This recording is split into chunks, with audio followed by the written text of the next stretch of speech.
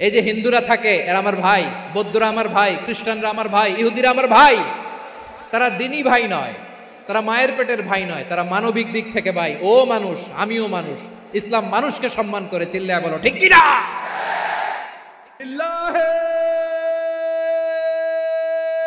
বিশ্ব মানবতার পক্ষে বলে না ঝারি, মজলুম জনতার পক্ষে বলে না ঝারি, আল কুরআনের পক্ষে বলে না ঝারি, রাসূলের সুন্নাহর পক্ষে বলে না ঝারি, মিজানুর রহমান আজহারি, মিজানুর রহমান আজহারি, মিজানুর রহমান আজহারি, মিজানুর রহমান আজহারি। লক্ষ লক্ষ তাওহীদি জনতা, পেছনে অনেকে জায়গা পায় নাই, কিন্তু কোনো আওয়াজ নাই, সবাই দাঁড়িয়ে আছে। এলইডি স্ক্রিন আছে, আপনারা স্ক্রিনে দেখতে পাচ্ছেন। আলহামদুলিল্লাহ, আমি সবাইকে দেখতে পাচ্ছি। মাশাআল্লাহ, মাশাআল্লাহ। শান্ত হয়ে আপনারা বসুন। অল্প কিছু সময় কথা বলার সুযোগ আমি পাবো, যেহেতু আমি হেলিকপ্টারে করে এসেছি। হেলিকপ্টারগুলোর আবার একটা পলিসি আছে, সানসেটের আগে, সূর্য ডোবার আগে তাদেরকে এয়ারপোর্টে আবার ল্যান্ড করতে হয়। তো এখানে 3:30টার মধ্যে আমাকে উঠে যেতে হবে। আমি যদি বারবার আপনাদেরকে থামাতে থাকি, শান্ত হতে বলি, এবং এগুলোতেই যদি আমরা সময় নষ্ট করে ফেলি, তাহলে এই যে বিশাল মহাসমাবেশ, বিশাল আয়োজন, যেখানে 2-4টা আমি বার্তা দিতে চাই, এগুলো ব্যাহত হবে। লালমনিরহাটের ছেলেরা খুব ভদ্র, শান্তশিষ্ট। আসার পর থেকে আমাকে রিসিভ করা থেকে শুরু করে, স্টেজে আনা থেকে শুরু করে, এবং আলহামদুলিল্লাহ তরুণ জেনজি শ্রোতাদেরকে আমি দেখতে পাচ্ছি, তারা খুবই কোঅপারেট করার, অ্যাসিস্ট করার মানসিকতা আমার ভাইদের আছে। আলহামদুলিল্লাহ, আলহামদুলিল্লাহ। আমি চাইবো আমরা একটু নীরব, নিস্তব্ধ পরিবেশ তৈরি করার একটু চেষ্টা করব। প্রচণ্ড রোদ, আপনাদের যেমন কষ্ট হচ্ছে আমারও কষ্ট হচ্ছে। ওনারা বলেছিল স্টেজকে সরাবে, উপরে পর্দা দিবে। আমি বললাম দরকার নাই, যেই পরিস্থিতিতে আছি আমরা বসি, শান্ত হইতে হবে। এখানে আমি শান্ত হইতে বলবো, ভলান্টিয়ার্সরা মাইক নিয়ে শান্ত হইতে বলবে, আমাদের সম্মানিত উপস্থাপক উনি শান্ত হইতে বলবে। এগুলোর অপেক্ষায় না থেকে নিজ দায়িত্বে আমরা সবাই শান্ত থাকি, যাতে লালমনিরহাটের এই প্রোগ্রাম একটা ইতিহাস হয়ে থাকে বাংলাদেশে। ঠিক কিনা বলেন? এটা কোনো রাজনৈতিক সমাবেশ না, এখানে লাফালাফি, চিৎকার চেঁচামেচি, হাত দেখানোর দরকার নাই। হাত দেখানোর পর্ব শেষ। এখানেও ঠান্ডা হয়ে গেছে, মাশাআল্লাহ। হ্যাঁ, মাশাআল্লাহ। আমাদের ভলান্টিয়ার্স ভাইরা, আমাদের স্বেচ্ছাসেবক ভাইরা, আইন শৃঙ্খলা রক্ষাকারী ভাইরা অনেক চেষ্টা করতেছে, মাশাআল্লাহ। Very good. I am very happy to C this scenario, মাশাআল্লাহ, আলহামদুলিল্লাহ। আমি একটু দেখতে চাই যে রংপুর বিভাগের কে কোন জেলা থেকে আপনারা এসছেন। কুড়িগ্রাম থেকে কারা এসছেন দেখি? কুড়িগ্রাম, মাশাআল্লাহ, মাশাআল্লাহ। আচ্ছা, গাইবান্ধা জেলার কে আসছেন? গাইবান্ধা, মাশাআল্লাহ। ঠাকুরগাঁও অনেকে আসছেন। দিনাজপুর জেলা থেকে, মাশাআল্লাহ। নীলফামারী, ঠিক আছে, ফি আমানিল্লাহ। পঞ্চগড় অনেক আসছে। রংপুর,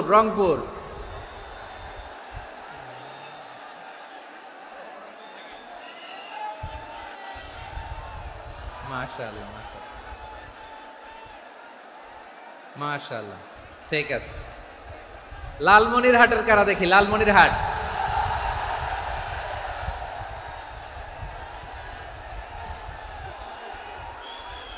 মাশাআল্লাহ, মাশাআল্লাহ, ঠিক আছে। আচ্ছা, এই রংপুর বিভাগের বাইরে থেকে অন্য জেলার কারা কারা আসছেন দেখি? তাও আছে অনেকে, মাশাআল্লাহ, ঠিক আছে, ঠিক আছে। আজকের প্রোগ্রামে উপস্থিত আছেন প্রধান অতিথি হিসেবে অধ্যক্ষ আসাদুল হাবিব দুলু ভাই, সাংগঠনিক সম্পাদক বিএনপি, জাতীয় নির্বাহী কমিটির সভাপতি, জেলা বিএনপি লালমনিরহাট। বিশেষ অতিথি হিসেবে আমাদের অনেক ভাইরা এসছেন, সবাইকে শুকরিয়া জানাই। সভাপতিত্ব করছেন জনাব আব্দুল হাকিম। আইন শৃঙ্খলা বাহিনী, প্রশাসন, ভলান্টিয়ার্স, শুনেছি আমি প্রায় 5000 ভলান্টিয়ার্স আপনারা নিয়োগ দিয়েছেন। আলহামদুলিল্লাহ, আলহামদুলিল্লাহ, অনেক গোছালো প্রোগ্রাম।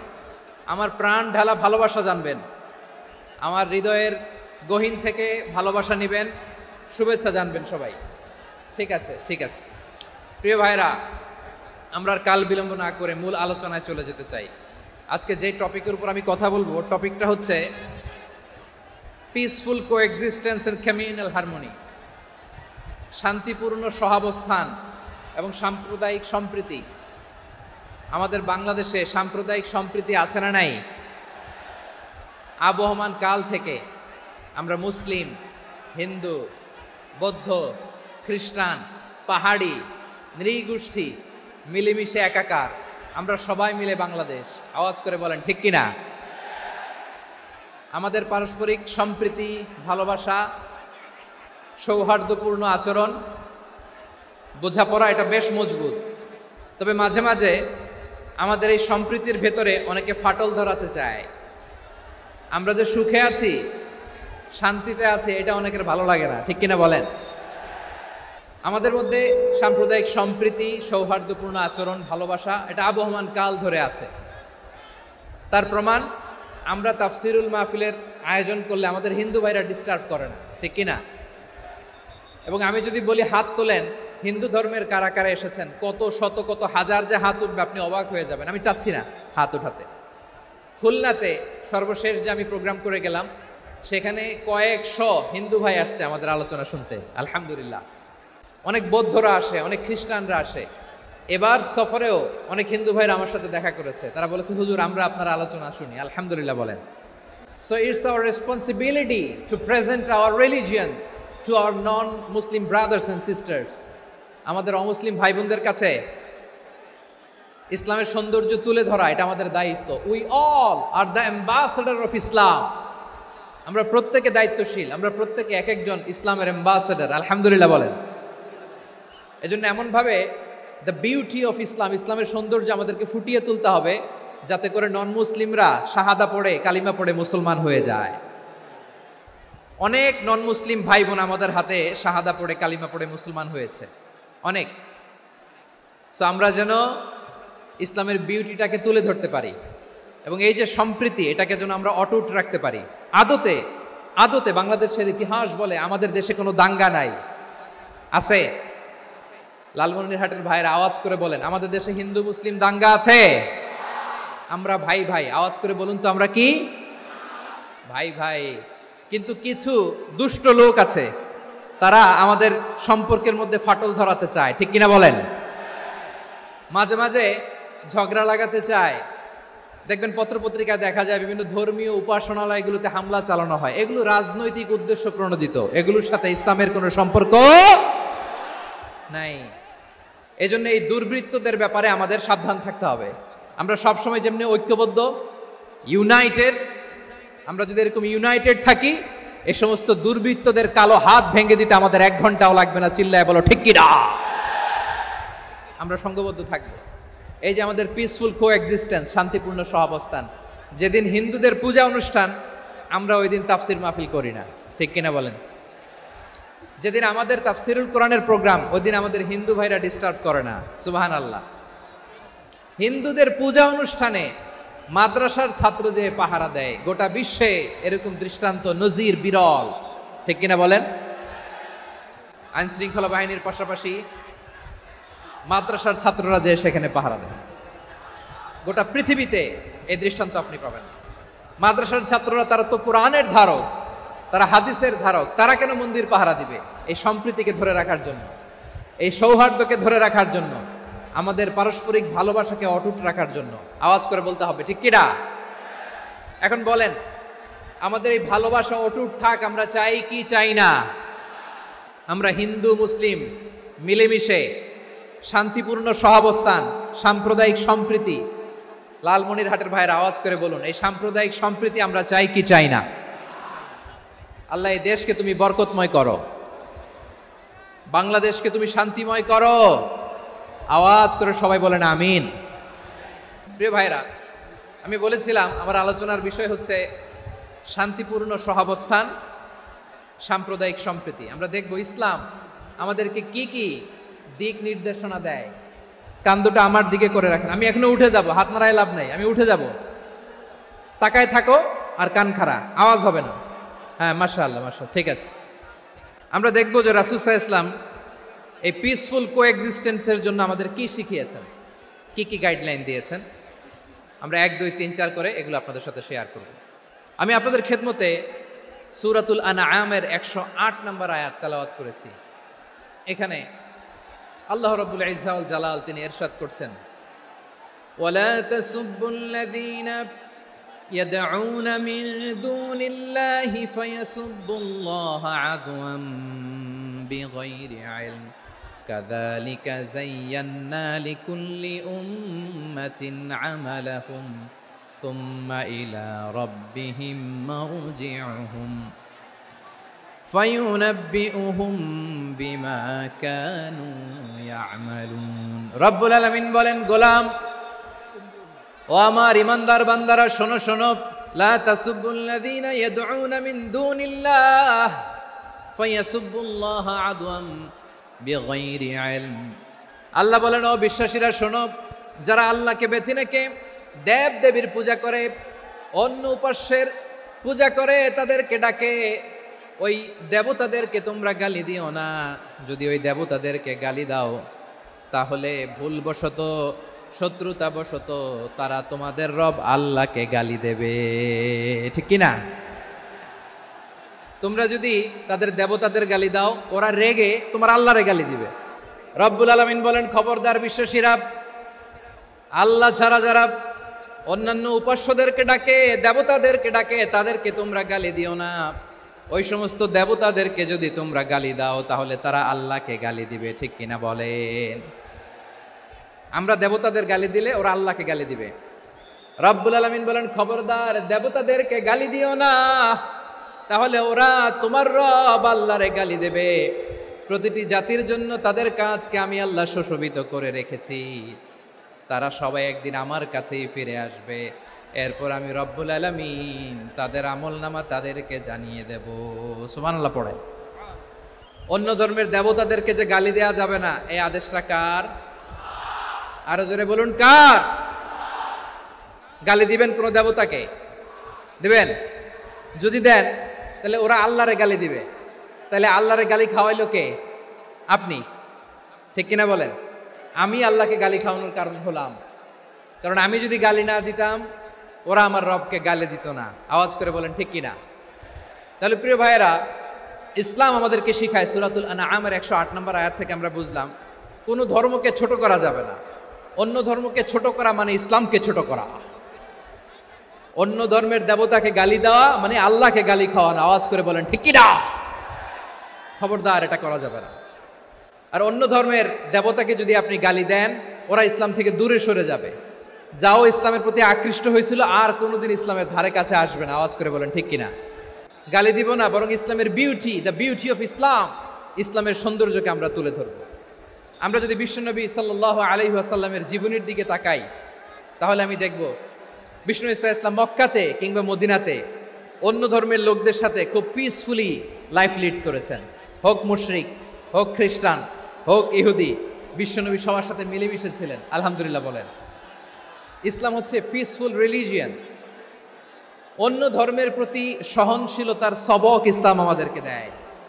কিন্তু প্রতিটি মুসলিমের এটা মনে রাখতে হবে, আল্লাহর কাছে পছন্দনীয়, গ্রহণযোগ্য ধর্ম, জীবনাদর্শ একটি, সেটা হচ্ছে ইসলাম। আওয়াজ করে বলেন, সেটা কি? লালমনিরহাটের ভাইয়েরা আওয়াজ করে বলুন, আল্লাহর কাছে মনোনীত ধর্ম একটি, সেটা কি? এজন্য রব্বুল আলামিন বলেন, ইন্নাদ-দীনা ইনদাল্লাহিল ইসলাম, আল্লাহর কাছে মনোনীত, গ্রহণযোগ্য, অ্যাকসেপ্টেড ধর্ম মতাদর্শ একটা, সেটা হলো ইসলাম। ইসলাম ছাড়া অন্য কোনো ধর্ম যদি কেউ তালাশ করে, তার ওই ধর্ম আল্লাহ গ্রহণ করবে না। ওমাইয়াবতাগি গায়রাল ইসলামি দীনান ফালাই ইউকবালা মিন ওয়া হুয়া ফিল আখিরাতি মিনাল খাসিরিন।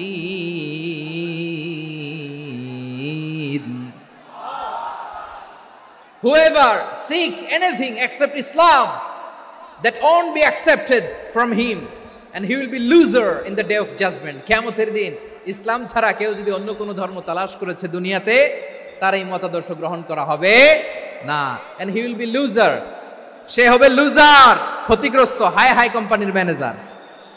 ওর আমও শেষ, সালাও শেষ। আওয়াজ করে বলেন ঠিক কি না? এজন্য ইসলাম পেয়ে আমরা খুশি না বেজার? প্রত্যেক নামাজ শেষে আমরা আল্লাহরে বলি, আল্লাহ রাদিতু বিল্লাহি রাব্বা ওয়া বিল ইসলামি দীনা ওয়া বি মুহাম্মাদিন নাবিয়ান ওয়া রাসূলা। ও আল্লাহ, তোমারে রব হিসেবে পেয়ে আমরা খুশি। ও আল্লাহ, ইসলামকে ধর্ম হিসেবে পেয়ে আমরা খুশি। বিশ্বনবীকে আমাদের রাসূল পেয়ে আমরা খুশি। ঠিক কিনা বলেন? ইসলাম ছাড়া অন্য কোনো ধর্ম আমরা গ্রহণ করব না। ঠিক কিনা বলেন?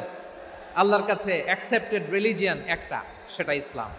তো বিশ্বনবী সাল্লাল্লাহু আলাইহি ওয়াসাল্লাম মক্কাতে কিংবা মদিনাতে খুব পিসফুলি এক্সিস্ট করেছেন, যে কোনো ধর্মের সাথে মিলেমিশে চলেছেন। তার প্রমাণ আমরা যদি রাসূল সাল্লাল্লাহু আলাইহি ওয়াসাল্লামের বায়োগ্রাফির দিকে তাকাই, তাহলে দেখব তিনি মুশরিকদের সাথে পিস ট্রিটি করেছেন, শান্তি চুক্তি, পিস ট্রিটি, পিস এগ্রিমেন্ট।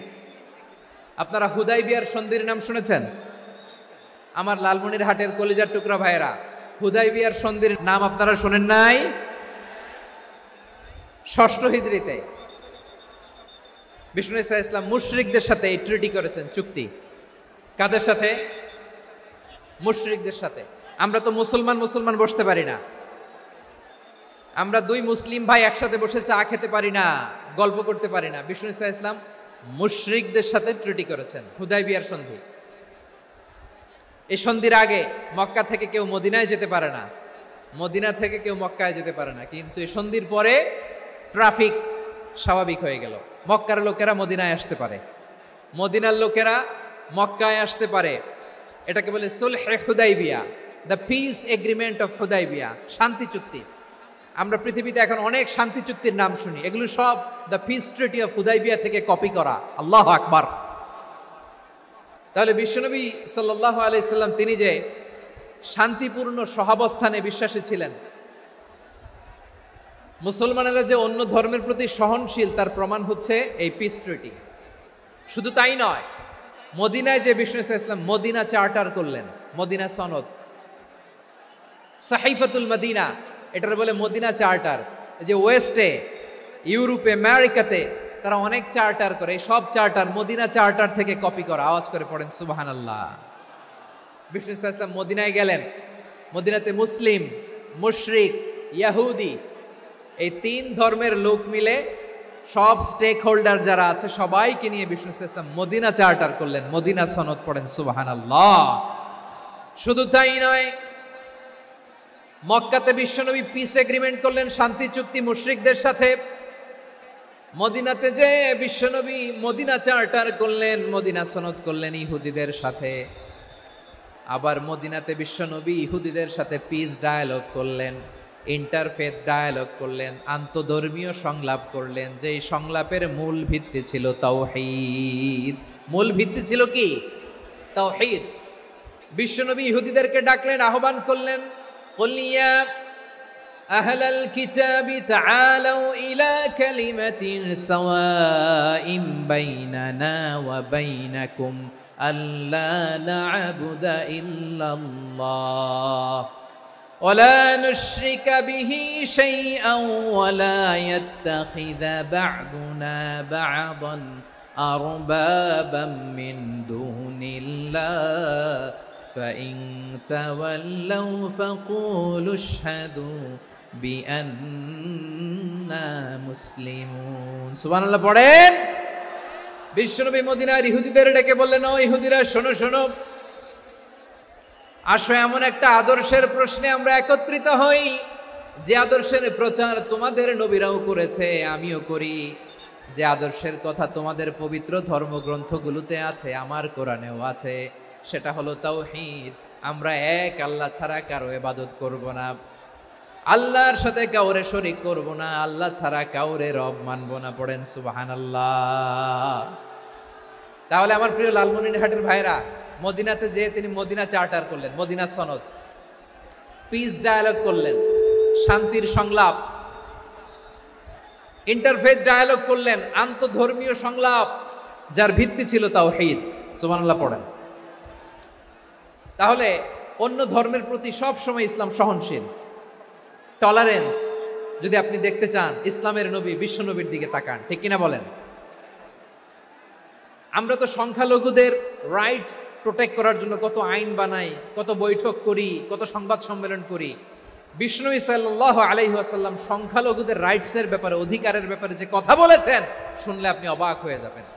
বিশ্বনবী বলেন, আলা মান যালামা মুআহাদান আও ইনতাকাসাহু আও কাল্লাফাহু ফাওকা তাআতিহি আও কাল্লাফাহু ফাওকা তাকাতিহি আও আখাযা মিনহু শাইআন বিগাইরি তিবি নাফসিন ওয়া আনা হাজিজুহু ইয়াউমাল কিয়ামা। খবরদার, জেনে রাখো, কেউ যদি কোনো সংখ্যালঘুর উপরে অত্যাচার করে, কোনো সংখ্যালঘুর প্রাপ্য থেকে যদি কেউ কাউকে ঠকায়, কোনো সংখ্যালঘুর সম্পদ যদি কেউ জোর করে কেড়ে নেয়, আমি কিয়ামতের দিন বিশ্বনবী ওই সংখ্যালঘুর পক্ষে আর ওই মুসলমানদের বিপক্ষে বাদী হয়ে দাঁড়াবো। সুবহানাল্লাহ বলতে পারলেন না? আল্লাহু আকবার।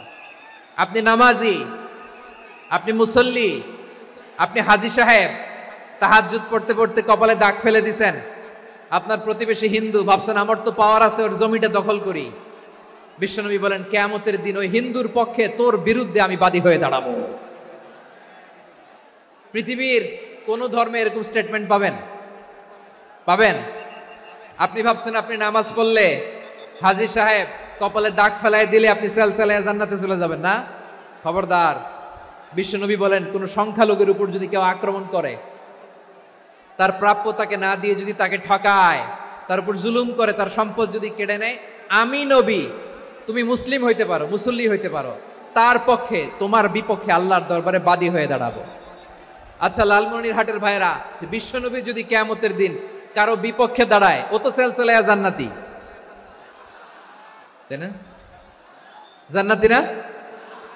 যে নবীর সুপারিশ ছাড়া জান্নাতের গেটও দেখা যাবে না, ওই নবী যদি বলে তোর বিপক্ষে আমি বাদী হয়ে দাঁড়াবো, ওই জান্নাতে আর ঢোকার কোনো সুযোগ আমাদের থাকবে? এখানেই শেষ না আমার প্রিয় লালমনিরহাটের ভাইয়েরা, এখানেই শেষ নয়। বিশ্বনবী বলেন, মান কাতালা মুআহাদান, বুখারীর বর্ণনা, মান কাতালা মুআহাদান লাম ইয়ারাহ রাইহাতাল জান্নাহ।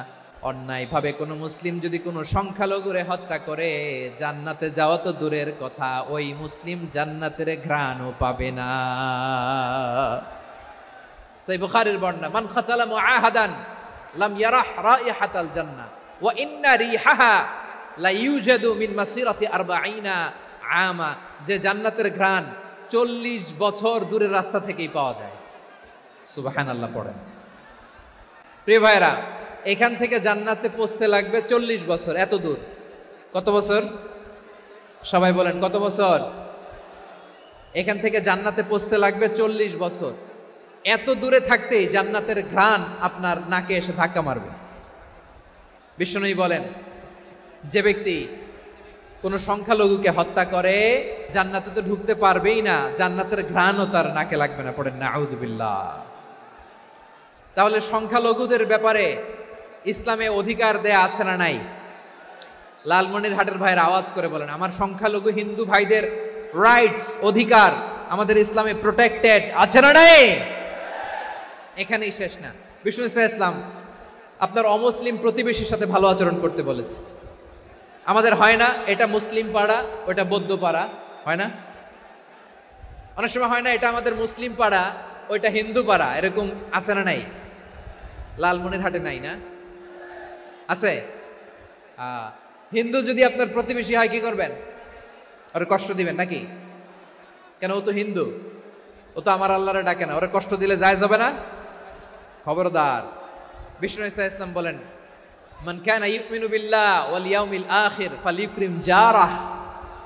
যে আল্লাহ বিশ্বাস করে আর আখিরাতে বিশ্বাস করে, সেজন্য প্রতিবেশীর সাথে ভালো আচরণ করে। সুবহানাল্লাহ। কলিজা জুড়ায় যায় না আমার নবীর কথাগুলো শুনলে?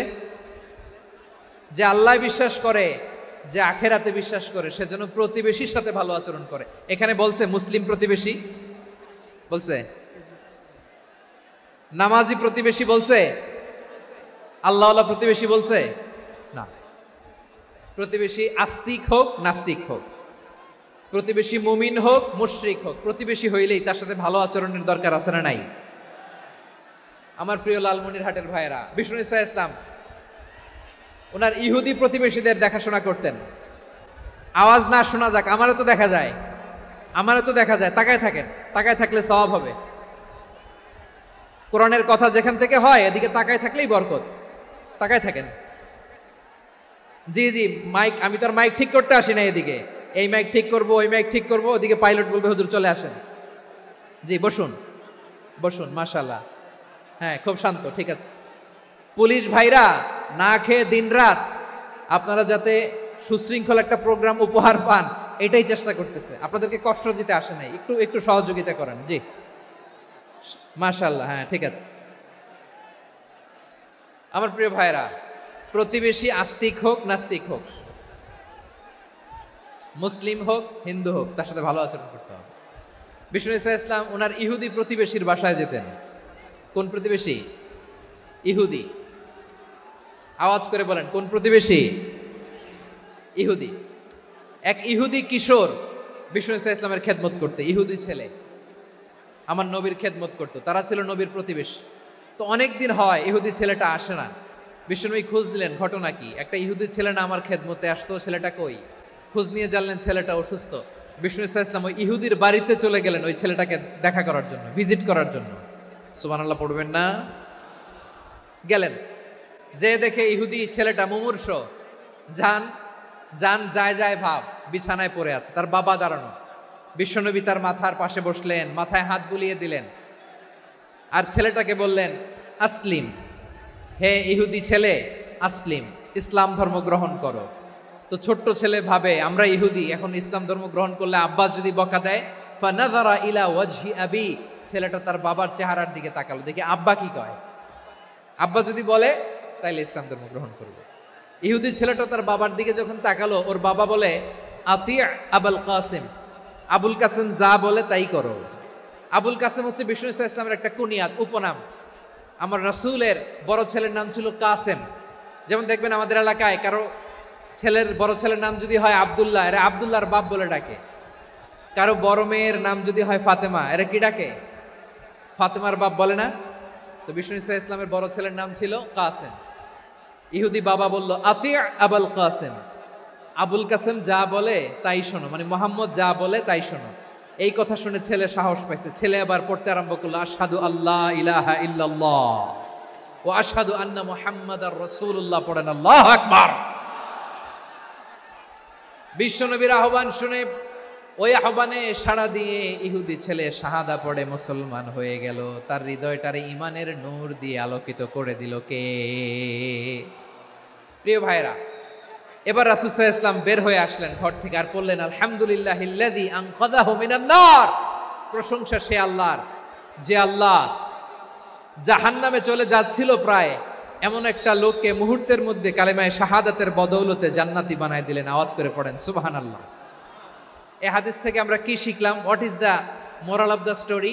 এক নম্বর স্টোরি হলো, প্রতিবেশী ইহুদি হোক হিন্দু হোক, যাবেন, সুসম্পর্ক রাখবেন, উপহার দিবেন, বিপদে পাশে দাঁড়াবেন, তাইলেই তো আপনাদের প্রতি, মুসলমানদের প্রতি তারা আকৃষ্ট হবে, ঠিক কিনা বলেন?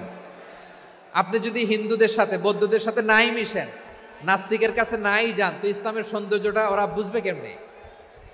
আমার অনেক হিন্দু পরিচিত ভাই আছে, ওরা আমাদের ইফতারির প্রোগ্রামে এসে একসাথে ইফতারি করে। অনেক মদখোর আমার সাথে বসে একসাথে ডিনার করে, হাফ প্যান্ট পরা, গলায় স্বর্ণের চেইন, হাতে স্বর্ণের ব্রেসলেট, আইসা আমার সাথে ডিনার করছে, আছে এরকম। গাঁজাখোর, আমি বলে আসো, welcome welcome to my dinner, আসো বসো, বসলেই তো আমি ওর ডিএনএ, চিন্তার ডিএনএ চেঞ্জ করে দেওয়ার সুযোগ পাবো। চিল্লায় বলো ঠিক কি না? আসতে হবে আমার কাছে। Our door is open, the door of Islam is open 24/7. সব সময় আমাদের ইসলামের দরজা আমার অমুসলিম ভাইদের জন্য খোলা আছে না নাই? এই হাদিস থেকে দুইটা শিক্ষা। এক নম্বর শিক্ষা, প্রতিবেশী মুসলিম হোক অমুসলিম হোক, যান, অসুস্থ হইলে একটু আপেল নিয়ে যান, আঙ্গুর নিয়ে যান, কমলা নিয়ে যান, তাদের সাথে ভালো আচরণ করেন। ইসলামের বিউটি দেখে, সৌন্দর্য দেখে অবাক হবে, নসিব ভালো হলে কোনোদিন কালিমা পড়ে মুসলমান হয়ে যাবে, ঠিক কিনা বলেন? তাহলে অমুসলিমের সাথে ভালো সম্পর্ক। বিশ্বনবী ইহুদির বাড়িতে গেলেন, ইহুদির বাড়ি, আর আমার মুসলমান ভাই আমার কাফের বলে, এরকম আছে না নাই? মুসলিমরা দেখতে পারে না, সহ্য করতে পারে। বিষ্ণু ইসলাম ইহুদির বাড়িতে গেলেন, এটা একটা শিক্ষা।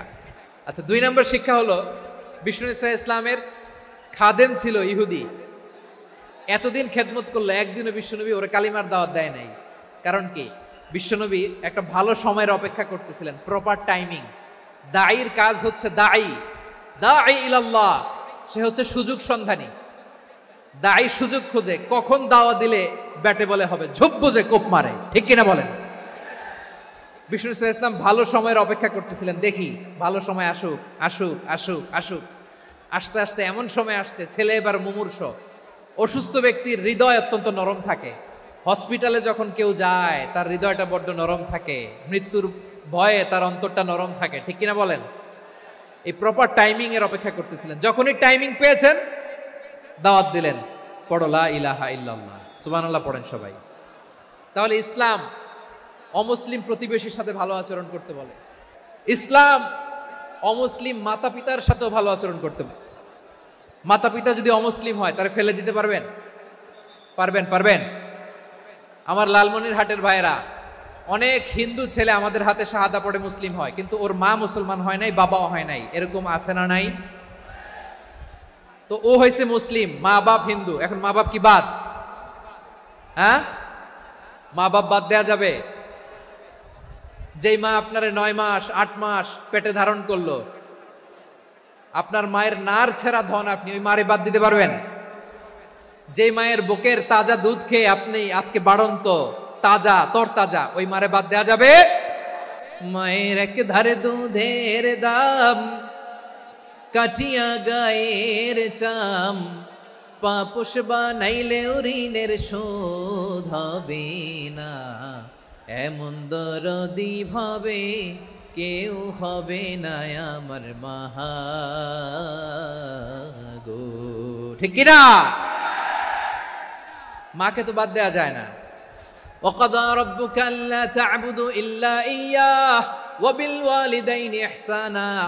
আল্লাহ বলে অবধারিত 2টা ভার্ডিক্ট তোমাদের জন্য, এক আল্লাহর ইবাদত করবা আর মা বাবার প্রতি ইহসান করবা। আদেশটা কার? মা বাবার প্রতি ইহসান করতে হবে।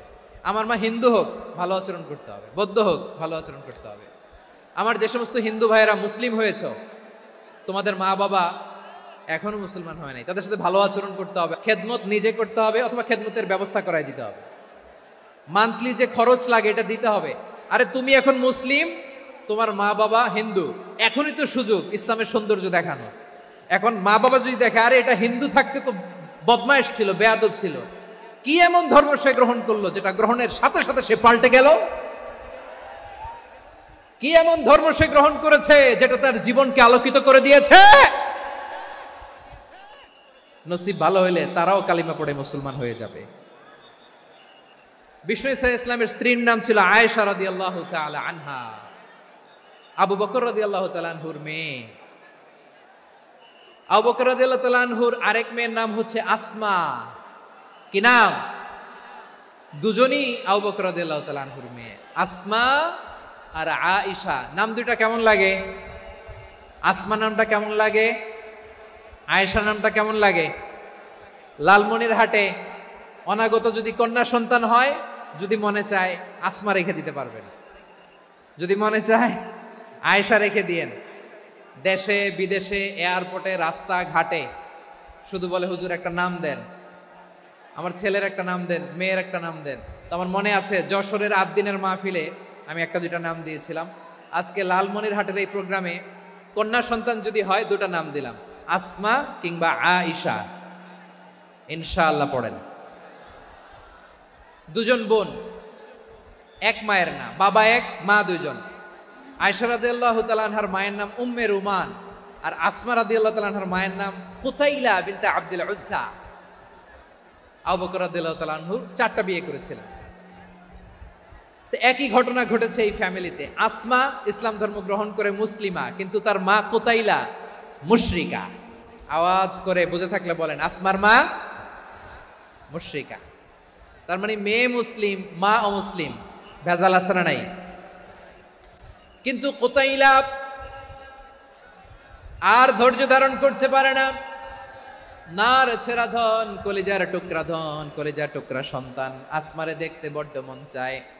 সাইয়েদনা আসমা রাদিয়াল্লাহু তাআলা আনহা মক্কা থেকে হিজরত করে মদিনায় চলে গেলেন হুদাইবিয়ার পর। যখন মক্কা মদিনার ট্রাফিক স্বাভাবিক হলো, মক্কার লোক মদিনায় যায়, মদিনার লোক মক্কায় আসে। কোচাইলা কলিজার টুকরা সন্তান আসমারে দেখার জন্য কিছু উপহার নিয়ে বিশাল মরুপথ পাড়ি দিয়ে মক্কা থেকে মদিনায় যায়। সুবহানাল্লাহ বলেন। এখন মা আসছে মেয়ের সাথে দেখা করতে, মেয়ে তো আর দেখা দেয় না। মেয়ে ভাবছে আমার মা তো মুশরিকা, অপবিত্রা, তার সাথে কি দেখা দেয়া যাবে? বিশ্বনবীর দরবারে চলে গেলেন। সুবহানাল্লাহ বলেন। কি সৌভাগ্যবান ছিল তারা, মাসলা জানার দরকার হলেই নবীর দরবারে চলে যেত। ঘরে বউয়ের সাথে ঝগড়া হলে নবীর দরবারে চলে যেত। অনেক সাহাবী বলে আমার পেটে ক্ষুধা লাগলো আমি নবীর কাছে চলে যেতাম, কারণ নবীর চেহারার দিকে তাকালেই আমার পেটের ক্ষুধা মিটে যেত। সাইয়েদনা আসমা রাদিয়াল্লাহু তাআলা আনহা বিশ্বনবীর কাছে চলে গেলেন, যে বললেন ইয়া রাসূলুল্লাহ ইয়া হাবিবাল্লাহ ইন্না উম্মি কাদিমাতুন ইলাইয়া ওয়া হিয়া রাগিবা। আমার মা মক্কা থেকে অনেক দূর মরুর পথ পাড়ি দিয়ে উপহার সামগ্রী নিয়ে মদিনায় আমার সাথে দেখা করতে এসেছে গো নবী। আমার জানতে বড্ড ইচ্ছে হয় আমি আমার মুশরিকা মায়ের সাথে একটু দেখা করতে পারবো কিনা। আফা আসিলুহা, আগে যেমনি আমি আমার মায়ের সাথে ভালো আচরণ করতাম, যেমনি আমি আমার মায়ের সাথে সদাচরণ করতাম গো নবী, এখন আমি মুসলিমা মা মুশরিকা, এখনো কি আগের মতো সদাচরণ করতে পারবো নাকি? বিশ্বনবী বললেন নাম সিলিহা, হ্যাঁ রে আসমা, অবশ্যই অবশ্যই, আগে ঠিক যেমন তুমি তোমার মায়ের সাথে ভালো আচরণ করতে এখনো তেমনি আগের মতো ভালো আচরণ করবা। আওয়াজ করে পড়েন সুবহানাল্লাহ। কি ইসলাম আমরা পেয়েছি, কত ব্রড মাইন্ডেড আমাদের ইসলাম, কত ওপেন মাইন্ডেড ইসলাম, কত ওপেন আপ করতে পারে, চিন্তা করতে পারেন। বিষ্ণু বললেন হ্যাঁ অবশ্যই, নাম সুলিহা, আগে যেমনি ভালো আচরণ করছো আসমা এখন ওইরকমই করো, পারলে আরো বাড়ায় করো। সুবহানাল্লাহ বলেন।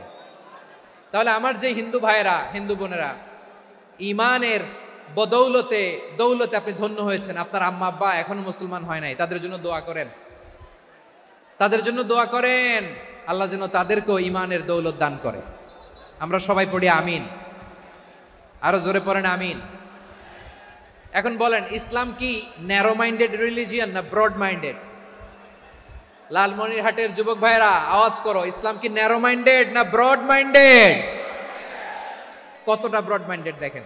বিশ্বনবী সাল্লাল্লাহু আলাইহি সাল্লাম অমুসলিমরা যদি নবীকে উপহার দিত ওই উপহারও বিশ্বনবী গ্রহণ করতেন। সুবহানাল্লাহ পড়েন। আপনার অমুসলিম বন্ধু যদি উপহার দেয় সেটাও আপনি নিতে পারবেন, যেটা নেওয়া জায়েজ। কিন্তু আপনার বন্ধু যদি আপনার মদের বোতল দেয় নিতে পারবেন? হ্যাঁ, মদের বোতল দিলে পারবেন না। আপনার বন্ধু যদি আপনার পর্ক দেয়, পর্ক শুকরের গোশত মিশ্রিত কোনো খাবার, ওটা নিতে পারবেন না। হালাল যে কোনো জিনিস নিতে পারবেন। বিশ্বনবী সাল্লাল্লাহু আলাইহি ওয়াসাল্লাম অমুসলিমদের দেয়া হাদিয়া গ্রহণ করতেন। কেমন নবী ছিলেন, আমার নবীরে চিনে নেন, আমার নবীর অ্যাটিটিউড জেনে নেন। বিশ্বনবী সাল্লাল্লাহু আলাইহি ওয়াসাল্লাম যখন কোনো জনপদে যেতেন 3টা অপশন নিয়ে যেতেন। প্রিয় ভাইয়ের আওয়াজ করে বলতে হবে, কোন জনপদে গেলে আমার নবীর অপশন থাকতো কয়টা? আমার মতো 3 আঙ্গুল উঁচু করে দেখান আর বলুন আমার নবী কোন জনপদে গেলে কয়টা অপশন নিয়ে যেতেন? 1 নম্বর অপশন আসলিম তাসলাম। নতুন এলাকায় গেলে বলতেন আসলিম তাসলাম, ইসলাম ধর্ম গ্রহণ করো, শান্তিতে থাকবা, আমার ভাই হয়ে যাবা, আমরা ভাই ভাই, ইসলাম মানো, আমরা ভাই ভাই। অপশন নাম্বার কত? 1। যদি বলে না ইসলাম মানবো না, ওকে, অপশন নাম্বার 2, মুসলিম হওয়ার দরকার নাই, লা ইকরাহা ফিদ্দিন, ইসলামে কোনো বাড়াবাড়ি নাই। খ্রিস্টান আছো থাকো, বৌদ্ধ আছো থাকো, ইহুদি থাকতে চাও থাকো, কিন্তু আমরা যেহেতু রিজিওনাল সুপার পাওয়ার, আমাদের আন্ডারে থাকো, ট্যাক্স দিয়া থাকো, এটার বলে জিজিয়া। আলেম যারা আছেন বুঝবেন এটার আরবিতে কি বলে, জিজিয়া। You pay us the tax, we will give you the security. তোমরা ট্যাক্স দিবা, আমরা সিকিউরিটি দিব, আমাদের আওতায় থাকবা, কেউ তোমাদেরকে আক্রমণ করতে পারবে না, আমরা নিরাপত্তা দিব। সুবহানাল্লাহ বলেন। এটা অপশন নাম্বার কত? আচ্ছা বুঝে থাকলে বলেন 1 নাম্বার অপশন কি ছিল? ইসলাম। ইসলাম মানো, শান্তিতে থাকবা, ভাই ভাই, আমরা ভাই ভাই। অপশন নাম্বার 2, ট্যাক্স দাও, আমরা নিরাপত্তা দিব, মুসলিম হওয়া লাগবে না। এখন 1 নাম্বারও মানে না, 2 নাম্বারও মানে না, মুসলিম হব না, ভালো খ্রিস্টান থাকো, ট্যাক্স দাও, আমরা সিকিউরিটি দিব না, এটাও মানি না। বিষ্ণু বলেন তাহলে তলোয়ার আমাদের আর তোমাদের মাঝে ফয়সালা করবে। মুসলিমও হব না, ট্যাক্স দিবা, নিরাপত্তা দিব, আমরা সুপার পাওয়ার, আমাদের আন্ডারে থাকবে, এটাও না। তাহলে তোমাদেরকে তো আমরা বিশ্বাস করতে পারি না, কখন না কখন বিশ্বাসঘাতকতা করো, কার সাথে মিলে হাত মিলাও, তলোয়ার আমাদের মাঝে ফয়সালা করবে। তখন তিনি জেহাদের সশস্ত্র সংগ্রামের ঘোষণা দিতেন। সুবহানাল্লাহ পড়েন। দেখেন পশ্চিমারা জেহাদকে এইভাবে চিত্রায়িত করে না। ওরা জেহাদ বলতে বুঝায় তলোয়ার, হাত কাটো, গলা কাটো না।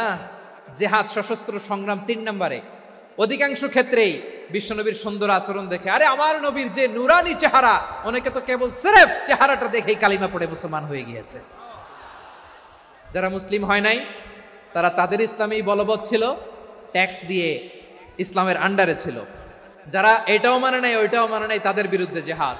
বিষ্ণু ইসলাম 7ম হিজরিতে যখন খায়বার বিজয়ের পরে ইসলাম রিজিওনাল সুপার পাওয়ার হিসেবে আত্মপ্রকাশ করলো, বিশ্বনবী চিঠি লিখলেন অন্যান্য সুপার পাওয়ারের কাছে, রাষ্ট্রীয় চিঠি লেখে এক রাষ্ট্রপ্রধান আরেক রাষ্ট্রপ্রধানের কাছে, ঠিক কিনা বলেন?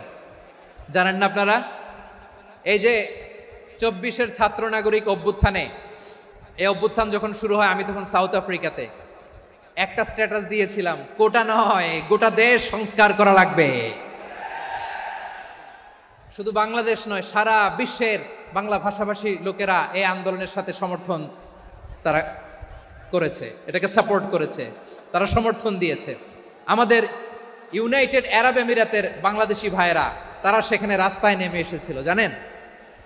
ওইখানে ডেমনস্ট্রেশন করা যায় না, সেখানকার সরকার তাদেরকে যাবজ্জীবন দিয়েছিল। তখন আমাদের এই যে প্রধান উপদেষ্টা ডক্টর মোহাম্মদ ইউনূস সরাসরি G2G বলে, এটারে G2G, government to government, G2G, উনি চিঠি লিখলেন যে তাদেরকে, ইউর হাইনেস, হে সম্মানিত আমির, আপনি আমার এই চিঠির কারণে আমার সম্মানে এই 53 জন বাংলাদেশিকে মাফ করে দেন।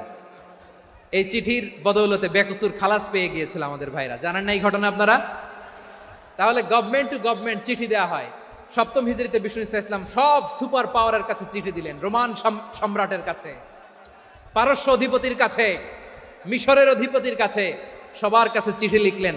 চিঠির ভাষা ছিল এরকম, মিন মুহাম্মাদিন রাসূলিল্লাহ ইলা মুকাওকিস আযীমিল কিবত, মুহাম্মদ রাসূলুল্লাহর পক্ষ থেকে মিশরের বাদশার কাছে, আসলিম তাসলাম, ইসলাম মানো শান্তিতে থাকবা, সালামুন আলা মান ইত্তাবা আল হুদা, শান্তি তার জন্য যে হেদায়েতের অনুসরণ করে। সুবহানাল্লাহ পড়েন।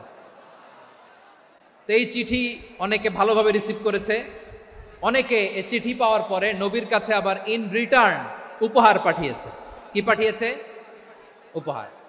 মিশরের বাদশা মুকাওকিস তিনি বিশ্বনবীকে বিশাল এক উপহারের ডালি পাঠিয়েছেন। মিশরের বাদশা মুকাওকিস ছিলেন ধর্মে খ্রিস্টান। লালমনিরহাটের ভাইয়েরা আওয়াজ করে বলেন, মিশরের বাদশা ধর্মে কি ছিল? খ্রিস্টান। কি উপহার দিয়েছিল আমার নবীকে? শুনতে মনে চায়? আওয়াজ নাই লালমনিরহাটের গলায়, শুনতে মনে যায়? 1000 স্বর্ণ মুদ্রা, 1000 স্বর্ণ মুদ্রা। 2টা খ্রিস্টান দাসী, একজনের নাম মারিয়া বিনতে শামউন আল কিবতিয়া, আরেকজনের নাম সিরিন বিনতে শামউন আল কিবতিয়া।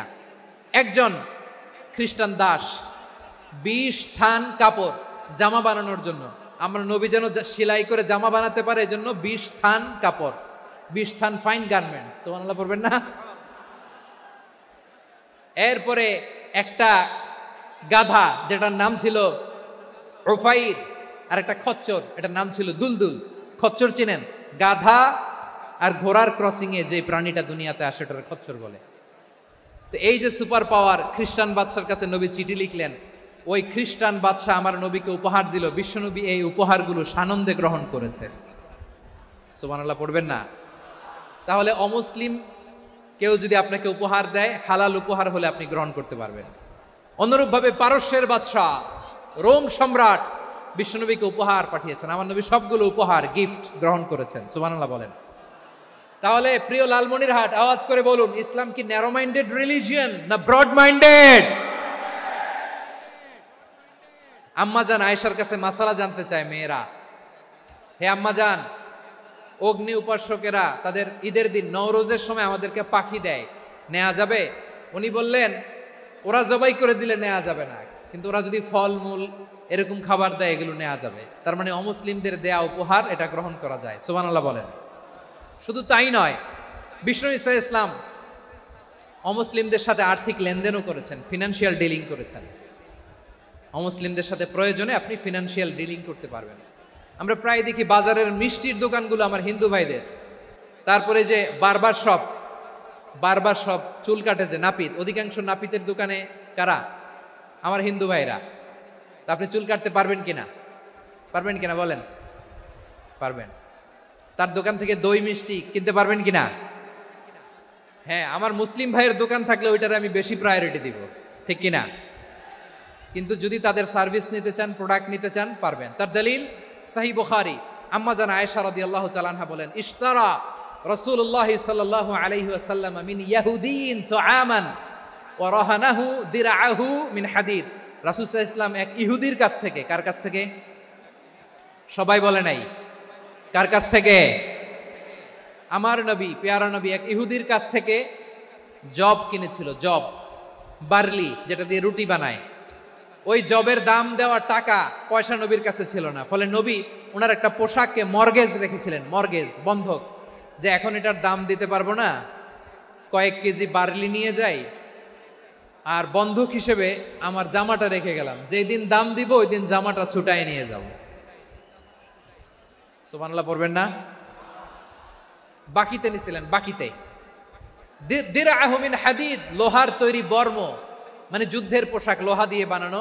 বিষ্ণুনবী বললেন, কয়েক কেজি জব দাও, টাকাটা পরে দিব, এখন টাকা নাই, বন্ধক হিসেবে, মর্গেজ হিসেবে আমার জামা রেখে গেলাম, যখন টাকা দিব জামা ছুটায় নিব। আওয়াজ করে বলতে হবে সুবহানাল্লাহ। এ থেকে বোঝা গেল অমুসলিমদের সাথে ফিনান্সিয়াল ডিলিং করা যায়, অর্থনৈতিক লেনদেন করা যায়, কেনাবেচা করা যায়, প্রোডাক্ট কেনা যায়। এমনকি আমাদের মসজিদে নববীতে বারান্দায় আপনার একটা অটোমেটিক ফ্লাইং আমব্রেলা দেখছেন? সূর্য যখন বাড়ে মসজিদে নববীর বারান্দায় ইয়ার্ডের মধ্যে অটোমেটিক্যালি কিছু আমব্রেলা আছে, শাঁ করে খুলে যায়, আর সূর্যের তাপ লাগে না।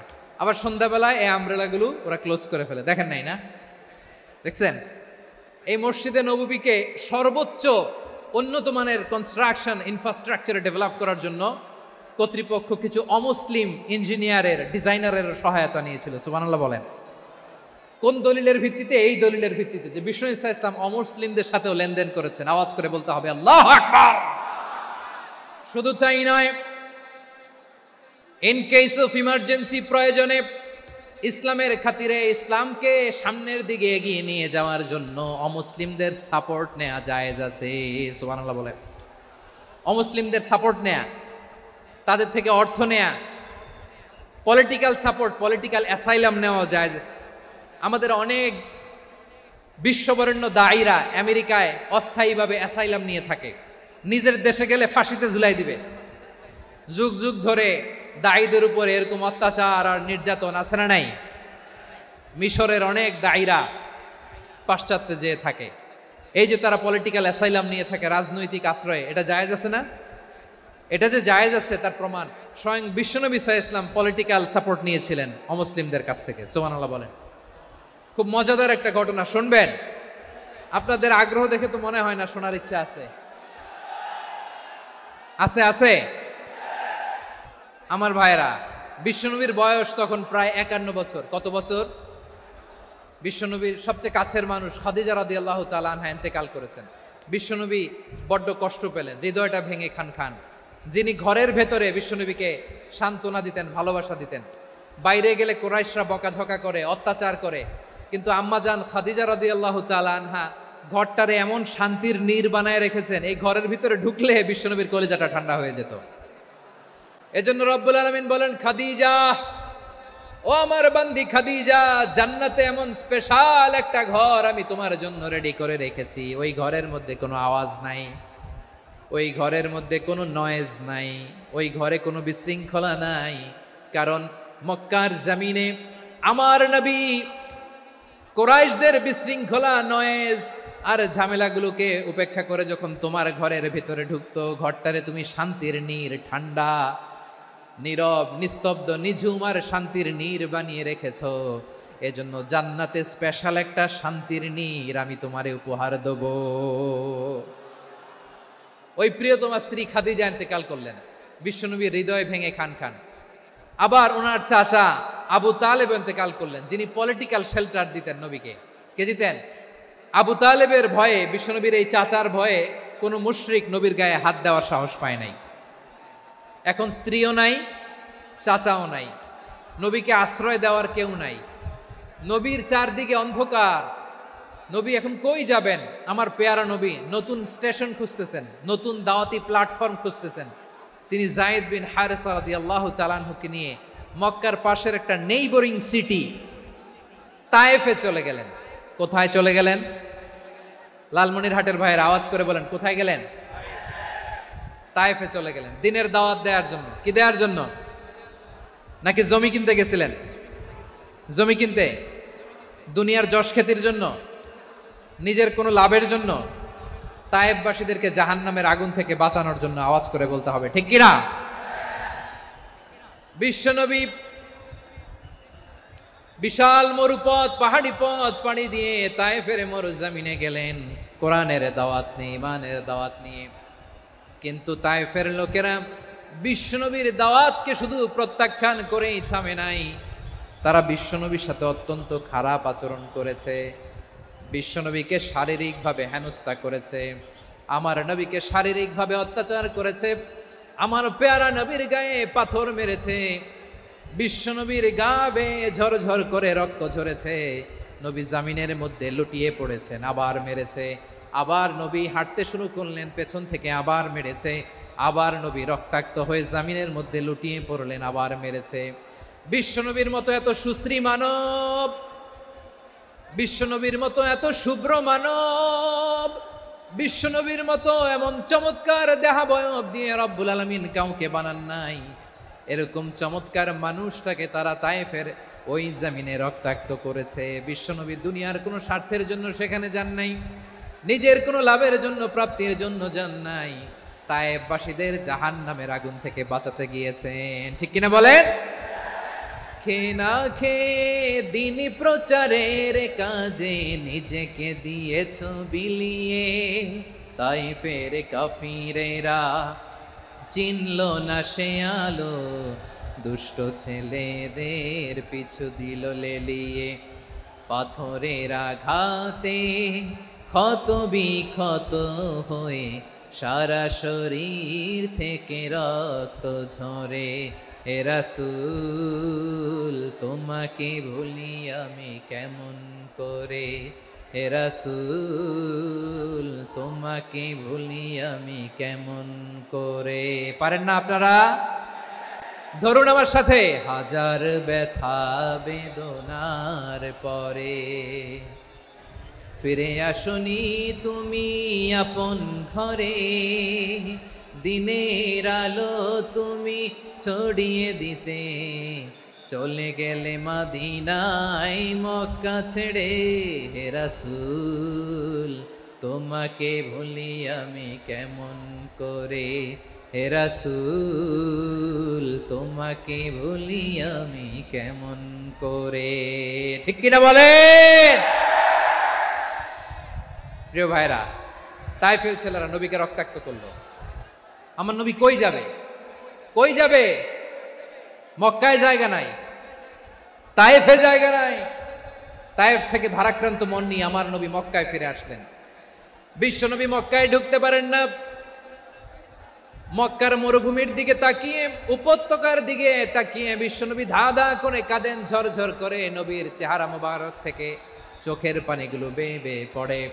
আমার জন্মস্থান, আমার শৈশব, কৈশোর, যৌবন কেটেছে এই মক্কায়, আমার এলাকায় আমি ঢুকতে পারি না। বিশ্বনবী মক্কার অনতি দূরে দাঁড়িয়ে জায়েদকে পাঠালেন, জায়েদ যাও দেখো কেউ আমাকে সাপোর্ট করার মতো আছে কিনা, যাও অমুকের কাছে যাও। জায়েদ গেলেন, তারাও প্রত্যাখ্যান করে ফিরিয়ে দেয়। বিশ্বনবী বললেন যাও অমুক লোকের কাছে যাও, তিনিও প্রত্যাখ্যান করে ফিরিয়ে দিলেন। কেউ বিশ্বনবীকে আশ্রয় দিতে রাজি হয় না। নিজ জন্মভূমিতে বিতাড়িত বিশ্বনবী সর্বশেষ বিশ্বনবী বললেন, যাও মুতঈম ইবনে আদির ঘরে যাও। মুতঈম ইবনে আদি মুশরিক, তার কাছে যাও। গেলেন, মুতঈম ইবনে আদি রাজি হয়ে গেল। সুবহানাল্লাহ বলেন। দেখেন, অনেক বিপদের সময়ও আমি নিজে সাক্ষী, সামাজিকভাবে রাজনৈতিকভাবে কত ঝঞ্ঝা, কত ষড়যন্ত্র, কত কনস্পাইরেসি পাড়ি দিয়ে আমাদেরকে সামনে এগিয়ে যেতে হয়। এই শত্রুদের ভেতরেও একজনকে দাঁড় করিয়ে দেয় যে আল্লাহর কোরআনের জন্য রেডি হয়ে যায়। পড়েন সুবহানাল্লাহ। মুতঈম ইবনে আদি, আল্লাহ তার মনকে নরম করে দিলেন। মুতঈম বলে, মুহাম্মদ আমি তোমাকে আশ্রয় দিব। তার দুই ছেলেকে পাঠালেন, যাও খোলা তলোয়ার নিয়ে, স্কর্ট দিয়ে, গার্ড অফ অনার দিয়ে মোহাম্মদকে মক্কায় ঢুকাও, আর বলো আমি আমান দেব। আমান কি দিব? আমান মানে সিকিউরিটি, নিরাপত্তা। সিকিউরিটি ছাড়া, আমান দেওয়া ছাড়া কেউ থাকতে পারতো না মক্কায়। দুই ছেলে বিষ্ণু ইসা ইসলামকে নিয়ে আসলো। নবী কাবার চারদিকে তাওয়াফ করলেন, নামাজ পড়লেন। আবু জাহেল, উতবা, শাইবা, ওয়ালিদ ইবনে মুগীরা সবাই দেখে, কেউ কিছু করতে পারে না। কারণ মুতঈম ইবনে আদি ঘোষণা দিয়েছেন, আমি মুহাম্মদকে আমান দিয়েছি, মুহাম্মদের গায়ে যেন কেউ স্পর্শ না করে। আওয়াজ করে পড়েন সুবহানাল্লাহ। নবীর এই বিপদকালে মুহূর্তে মুতঈমের হৃদয়টারে নরম করে দিল কে? আচ্ছা, লালমনিরহাটের ভাইয়েরা বলেন, এই মুতঈম কি মুসলিম ছিল না মুশরিক? সবাই বলতে হবে, মুসলিম না মুশরিক?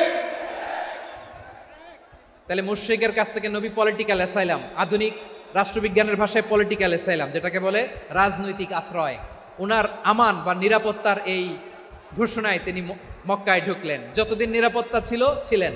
মুতঈম যখন মারা গেল, বিষ্ণু ইসা ইসলাম হিজরত করে মদিনায় চলে গেলেন। সুবহানাল্লাহ। কিন্তু মুতঈম যে বিশ্বনবীর উপকার করছে, এটা বিশ্বনবী ভুলে নাই।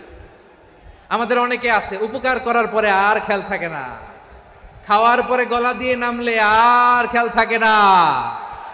এরকম আছে না নাই? আমার নবী ভুলে নাই। বদরের প্রান্তরে 70 জন কাফেরকে যখন বন্দী করে বিশ্বনবীর সামনে হাঁটু গেড়ে দাঁড় করানো হলো, বসানো হলো, 70 জন কাফের। কয়জন? বিশ্বনবী তাদের দিকে তাকিয়ে বললেন, সহিহ বুখারীর বর্ণনা, লাউ কানাল মুতঈম ইবনে আদি হাইয়ান সুম্মা কাল্লামানি হাউলাই নাতনা লা তারাকতুহুম লাহু। বদরের প্রান্তরে 70 জন বন্দী কাফিরের দিকে তাকিয়ে আমার নবী বললেন, আজকে মুতঈম ইবনে আদি যদি বেঁচে থাকতো আর তোমাদের 70 জনের ব্যাপারে যদি মুতঈম এক বাক্যে একটা সুপারিশ করত, তার সম্মানে আজকে তোদের সবাইরে আমি মাফ করে দিতাম। সুবহানাল্লাহ নাই? বিশ্বনবী মুতঈমের এই সাহায্যের কথা বলে নাই।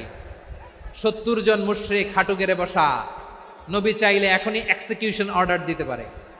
তিনি বললেন, আজকে যদি মুতঈম বেঁচে থাকতো আর মুতঈম যদি তোদের জন্য সুপারিশ করতে, এই আবর্জনাগুলোর ব্যাপারে সুপারিশ করতে, আমি মুহূর্তেই তোদেরকে এমনি মাফ করে দিতাম। এবার বলেন, ইসলাম কি ন্যারো মাইন্ডেড না ব্রড মাইন্ডেড? শুধু তাই নয়, যাকে যে সম্মান দেয়ার আমার নবী দিতেন, হোক আস্তিক হোক নাস্তিক, হোক মুসলিম হোক অমুসলিম। বিষ্ণু ইসা ইসলাম যখন রোমান সম্রাটের কাছে চিঠি লিখেছেন, আমার প্রিয় লালমনিরহাটের ভাইরা, অল্প কয়েক মিনিট কয়েকটা জরুরি কথা বলবো, এদিকে তাকান, এদিকে। রোমান সম্রাটের কাছে বিশ্বনবী যখন চিঠি লিখলেন মিন মুহাম্মদ রাসূলিল্লাহ ইলা হিরাকলা আযীমির রোম, মুহাম্মদের পক্ষ থেকে হিরাক্লিয়াসের কাছে, যিনি হচ্ছেন আযীমির রোম। এটা নবী নিজ থেকে বানায় লিখছেন, অতিরিক্ত সম্মান দিয়ে। কোন রাষ্ট্রপ্রধান যখন আসে, তাদেরকে আমরা কি বলি জানেন? তার নামের শেষে HE এটা লিখতে হয়, H.E. মানে হিজ এক্সেলেন্সি। কি লেখে? হিজ এক্সেলেন্টি, অথবা ইউর হাইনেস, ইউর ম্যাজেস্টি। দেখেন, বিশ্বনবী সাল্লাল্লাহু আলাইহি ওয়াসাল্লাম সব নবীদেরও নবী। তিনি একজন মুশরিক খ্রিস্টান সম্রাট, রোমান সম্রাটের কাছে চিঠি লিখতে যেয়ে লিখতেছে, ইলা হিরাকলা আযীমির রোম, হিরাক্লিয়াসের কাছে আমার চিঠি, যিনি রোমের আযীম, হিজ হাইনেস, মানে রোমের অনেক সম্মানিত এক বাহাদুর। আওয়াজ করে বলেন সুবহানাল্লাহ। তার মানে যাকে যে সম্মান দেয়ার, এটা বিশ্বনবী দিতেন। এমনকি যেই ইহুদিরা ভালো ছিল, এই ইহুদিদেরও প্রশংসা করেছেন বিশ্বনবী মুহাম্মদুর রাসূলুল্লাহ সাল্লাল্লাহু আলাইহি ওয়াসাল্লাম। এক ইহুদির প্রশংসা করেছেন বিশ্বনবী। ইহুদির কার? আমি তো আমার ভাইয়ের প্রশংসা করি না, আমি তো এক আলেম আরেক আলেমরে স্পেস দেই না, আমি তো এক দায়ী আরেক দায়ীর সাথে বসতে চাই না। আমার নবী ইহুদির প্রশংসা করে। কার প্রশংসা? ওই ইহুদির নাম ছিল মুখাইরেক, সিরাত গ্রন্থ ঘাটলে পাবেন। তিনি বলেছেন মুখাইরেক খাইরু ইয়াহুদ, Mukhayriq is the best of the Jews, জুইশদের মধ্যে সে সবচেয়ে ভালো। কেন প্রশংসা করলেন তার? এর কারণ মদিনা চার্টারে কথা ছিল সব ধর্মের মুসলিম, মুশরিক, ইহুদিরা মিলে মদিনাকে রক্ষা করবে। কিন্তু তৃতীয় হিজরিতে যখন উহুদের যুদ্ধ শুরু হলো, সবার কথা ছিল যেই আক্রমণ করে আমরা মদিনাকে বাঁচাবো। কোন শহরকে বাঁচাবো? মদিনাকে। কিন্তু কুরাইশরা যখন অ্যাটাক করলো, ইহুদিরা আর আসে না, ইহুদিরা আর বেরোয় না। বিষ্ণু বললেন, ওহে ইহুদিরা, তোমরা না চুক্তি করলে আমার সাথে যে মদিনা বাঁচাতে সবাই ঝাঁপিয়ে পড়বো, আসো। একটা ইহুদিও বেরোয় না, কেউ আসে নাই সেদিন, একজন ছাড়া, তার নাম মুখাইরেক। তার নাম কি? মুখাইরেক বাহাদুরের মতো ঘোড়সাওয়ার হয়ে বেরিয়ে গেলেন এবং বললেন, গোটা ইহুদি সাম্রাজ্যের একজনও যদি না আসে, আমি মুখাইরেককে কেউ ঘরে আটকে রাখতে পারবে না। বেরিয়ে আসলেন, এসে বললেন, আমি মুহাম্মদের পক্ষে যুদ্ধ করব। আমি মারা গেলে আমার সম্পদ আমার উত্তরাধিকারীরা পাবে না, আমার সম্পদ তোমরা মুহাম্মদকে দিয়ে দিবা। সুবহানাল্লাহ বলেন। উহুদের ময়দানে 70 জন মুসলমান শহীদ হলো। এই ইহুদি সেও মুসলমানের পক্ষে যুদ্ধ করে নিহত হলো। সুবহানাল্লাহ বলেন।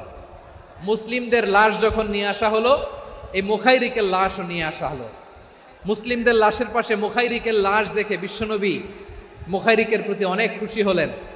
আর বিশ্বনবী খুশি হয়ে বললেন, মুখাইরিক খায়রু ইয়াহুদ, মুখাইরিক যদিও তুমি ইহুদি, তারপরেও তুমি সব ইহুদিদের মধ্যে সেরা ইহুদি। পড়েন সুবহানাল্লাহ। আমার নবী ইহুদিকেও সম্মান দিতে কার্পণ্য করে নাই। আওয়াজ করে বলেন আল্লাহু আকবার।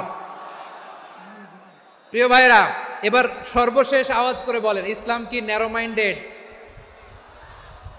নাকি ব্রড মাইন্ডেড? সবাই বলেন, ন্যারো মাইন্ডেড না ব্রড মাইন্ডেড? এজন্য অমুসলিম হইলেই তারা আমাদের শত্রু নয়। শত্রু কারা? এই লালমনিরহাটের ভাইয়েরা শোনেন, শত্রু কারা? যে সমস্ত অমুসলিম আমাদেরকে নিশ্চিহ্ন করে দিতে চায়, যে সমস্ত অমুসলিম আমাদের ভূখণ্ড থেকে আমাদেরকে তাড়িয়ে দিতে চায়, যে সমস্ত অমুসলিম আমার ধর্ম নিয়ে তুচ্ছতাচ্ছিল্য করে চিল্লায় বলেন ঠিক কিনা, তারা আমাদের শত্রু। সাধারণ অমুসলিমরা আমার শত্রু নয়। এই যে হিন্দুরা থাকে, এরা আমার ভাই, বৌদ্ধরা আমার ভাই, খ্রিস্টানরা আমার ভাই, ইহুদিরা আমার ভাই। তারা দিনই ভাই নয়, তারা মায়ের পেটের ভাই নয়, তারা মানবিক দিক থেকে ভাই। ও মানুষ, আমিও মানুষ। ইসলাম মানুষকে সম্মান করে, চিল্লায় বলো ঠিক কিনা। যারা আমাদের অস্তিত্বকে নিশ্চিহ্ন করতে চায়, যারা আমাদের ভূখণ্ডকে দখল করতে চায়, যারা আমাদেরকে নিয়ে মকারি করে, ফান করে, টিটকারি করে, আমার ধর্ম নিয়ে খেলা করে, তাচ্ছিল্য করে, ওদের বিরুদ্ধে আমাদের জিহাদ। সাধারণ মুসলিম আমাদের শত্রু নয়। আপনি জানেন নিউ ইয়র্কে, আমি তো নিউ ইয়র্কে ছিলাম অনেকদিন, ওখানে ফিলিস্তিনিদের পক্ষে যখন আমরা মিছিল করেছি, অনেক ইহুদি আমাদের সাথে মিছিলে দাঁড়িয়েছে। কারণ ওরাও জানে এই ভূখণ্ড ফিলিস্তিনিদের ভূখণ্ড। আওয়াজ করে বলো লালমনিরহাট ঠিক কিনা। ইসরায়েলের রাজধানী খোদ তেল আবিবে অনেক ইহুদিরা বেঞ্জামিন নেতানিয়াহু তার বিরুদ্ধে মিছিল করেছে। তো তারা কি আমাদের শত্রু? না। অনেক খ্রিস্টান আমাদের সাথে আমাদের স্বার্থ রক্ষায় আমাদের পাশে দাঁড়িয়েছে। খেয়াল রাখবেন, হিন্দু আর হিন্দুত্ববাদ এক নয়, ইহুদি ধর্ম আর জায়নিজম এক নয়। জায়নিজমের বিরুদ্ধে আমাদের সংগ্রাম, আমাদের জিহাদ। চিল্লায় বলেন ঠিক কিনা। এই যে ফিলিস্তিনের ভাইয়েরা, তারা তাদের স্বাধীনতা সংগ্রামের জন্য লড়াই করছে, করে যাচ্ছে, আমরা এটাকে সমর্থন জানাই। চিল্লায় বলো ঠিক কিনা।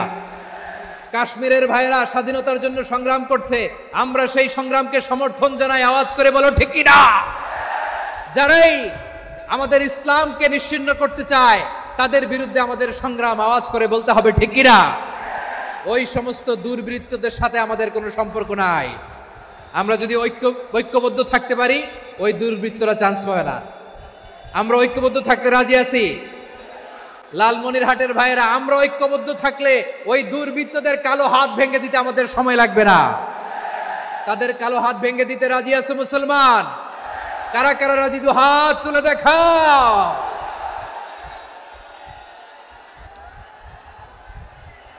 আমার প্রাণ প্রিয় লালমনিরহাটের ভাইয়েরা, শত্রু কাফের আর অশত্রু কাফেরের মধ্যে পার্থক্য আছে না নাই? আবু তালেব মুশরিক, আবু জাহেল মুশরিক, কিন্তু দুই মুশরিকে পার্থক্য আছে না নাই? আবু তালেব নবীর চাচা মুশরিক, মারা গিয়েছে মুশরিক অবস্থায়, কিন্তু আজীবন আমার নবীকে আগলে রেখেছে, আমার নবীকে সাপোর্ট করেছে, ভালোবেসেছে। আবু জাহেল মুশরিক, মারা গিয়েছে মুশরিক হিসেবে, আজীবন আমার নবীর বিরুদ্ধাচারণ করেছে। আবু জাহেলের শক্তি, সামর্থ্য, স্ট্র্যাটেজি, প্ল্যান সব আমার নবীর বিরুদ্ধে ছিল। এই আবু জাহেলের কারণে একটা দিন শান্তিতে আমার নবী মক্কায় ঘুমাতে পারে নাই। চিল্লায় বলেন ঠিক কিনা? এজন্য রব্বুল আলামিন বলেন, লা ইয়ানহাকুমুল্লাহু আনিল্লাযীনা লাম ইউকাতিলুকুম ফিদ-দীনি ওয়া লাম ইখরিজুকুম মিন দিয়ারিকুম আন তাবাররুহুম ওয়া তুকসিতু ইলাইহিম ইন্নাল্লাহা ইউহিব্বুল মুকসিতিন।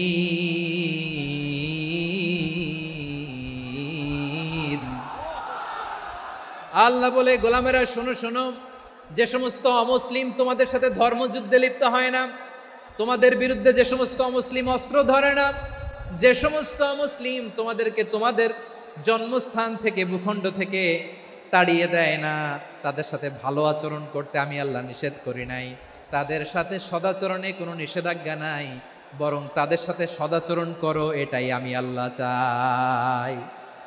তাহলে আমার যে অমুসলিমরা আমাদের সাথে শত্রুতা করে না, তুচ্ছতাচ্ছিল্য করে না, আমাদের ভূমি থেকে আমাদেরকে উচ্ছেদ করতে চায় না, আমাদের বিরুদ্ধে অস্ত্র ধরে না, ওই অমুসলিম ভাইদের সাথে আমাদের কোনো দ্বন্দ্ব আছে?